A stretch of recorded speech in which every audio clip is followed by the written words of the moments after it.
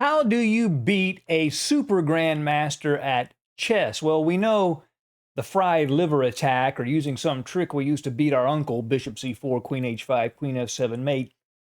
That's not going to work. Has a little more subtle touch is required. So let's look at someone who is very good at beating super grandmasters, Magnus Carlsen, the world champion. And in this game, we see him playing Richard Rapport, a super GM rated 2763. This was at the Tata Steel Masters, played this year.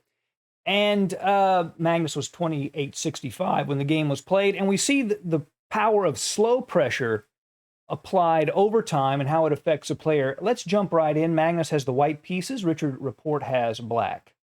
Magnus begins with knight f3, d5, d4, knight f6, c4, e6, and g3. One of Magnus Carlsen's favorite openings, the Catalan opening, specifically designed for long-term pressure on black's position. He wants to play the bishop to g2 and apply pressure down the long diagonal. Pawn takes pawn, bishop to g2, knight to c6. So Richard Rapport is putting an emphasis on piece play, not pawn play. He wants to use the knight at c6, which blocks this c-pawn, to play e5 and liberate his position in the center. Magnus castles, and e5 would be too soon right now. With Magnus castling and Richard Rapport's king in the middle of the board, it would open things up. Wouldn't want to play that yet. Rook to b8 gets the rook off of the long diagonal and supports later b5 to help defend the c4 pawn. Bishop to e3, not a very common move. In fact, in my database, it's the 9th most commonly played move. The main move here is simply knight to c3. Bishop e3 scores very well. It's the highest scoring move, something like 77% for white. I'm not exactly sure why. Maybe because it gives black a chance to go wrong more than anything else. But this was the move Magnus chose. Bishop to d6, and then queen to c1 to retake the pawn on c4. A move like queen to c2 does the same thing, except it can be vulnerable to knight b4 maneuvers. So he leaves the queen on c1, so the knight can't hit it. b5 defends the pawn, and b3. And black cannot take on b3, because in queen takes c6 check, you just lose a piece and the game. So Richard Rapport plays bishop to b7, defends that knight, and also helps to neutralize the bishop on g2. Pawn takes pawn, pawn takes pawn, queen takes pawn. So now material is equal. Black has nice development. Every minor piece has been developed. The pawn structure is a little weaker. White has a weak pawn on a2. Black has weak pawns on a7 and c7. Knight to b4 with a little trap, threatening bishop to a6, skewering the queen, aiming at the e2 pawn. So Magnus plays a3 to kick the knight. It would be a mistake to try to play bishop to a6 here as an intermezzo, because after queen to c1, the knight moves, and then queen to c6 check counterattacks the bishop and the king. So he really, after a3, black does have to move that knight. So knight goes to d5, bishop to g5. He doesn't want black to just take the bishop on e3 and wreck the pawn structure, lose the bishops.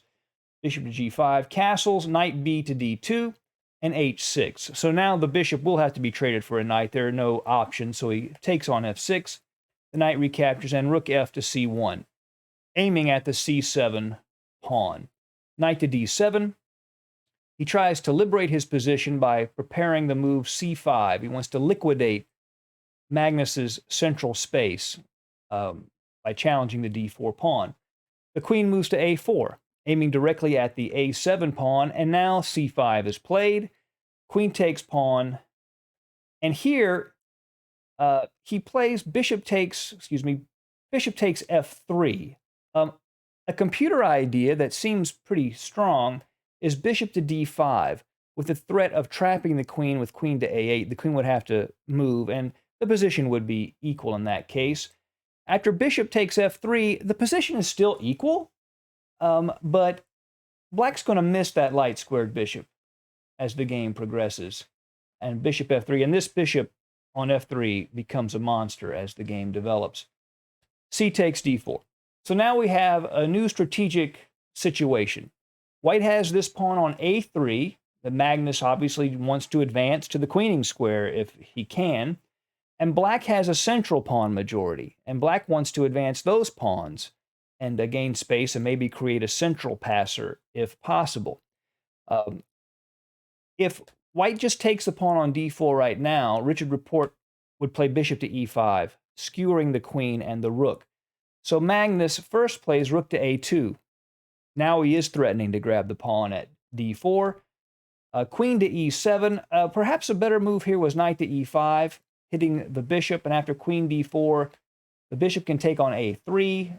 The reason being after queen takes, rook takes, and then he can recapture on d2. And this is just an equal drawn position.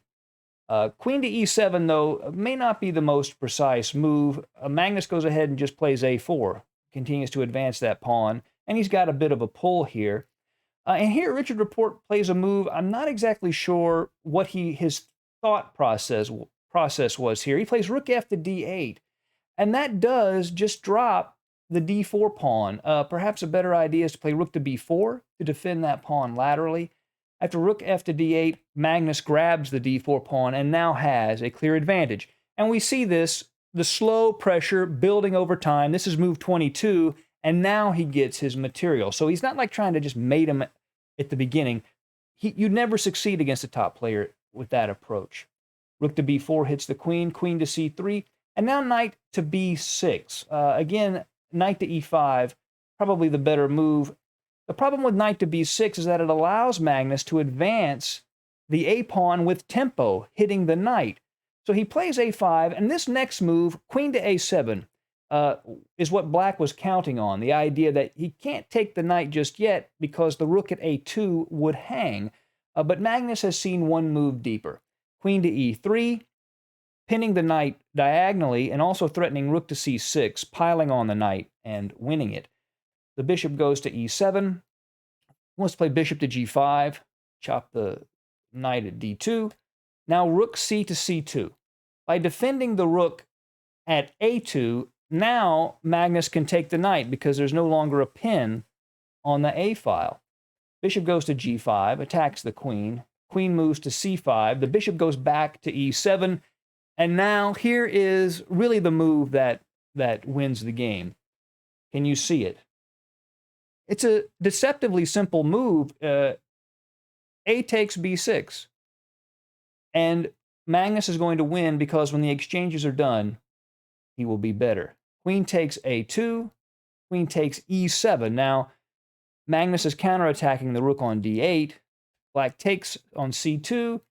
Queen takes d8 check. King to h7. And now b7. And remember when we talked about Black exchanging on f3? Look at that f3 bishop. That's the Catalan bishop. And it's a tower of strength. And in fact, Black is lost here, and Richard Rapport resigned. This bishop protects this pawn forever. And eventually, Magnus is going to queen the pawn. If Black plays queen to b2 to keep it from queening immediately, he can just play queen to d7, hit f5, and he can just take forever to find the right squares for the pieces. So Richard Rapport resigned. So Magnus shows us how to beat a super grandmaster. You can't do it real quick in the opening with a sharp gambit. Sometimes it has to be slow over time, applying pressure until they finally break. Thank you for joining us at Chess Dog. See you again soon. Bye.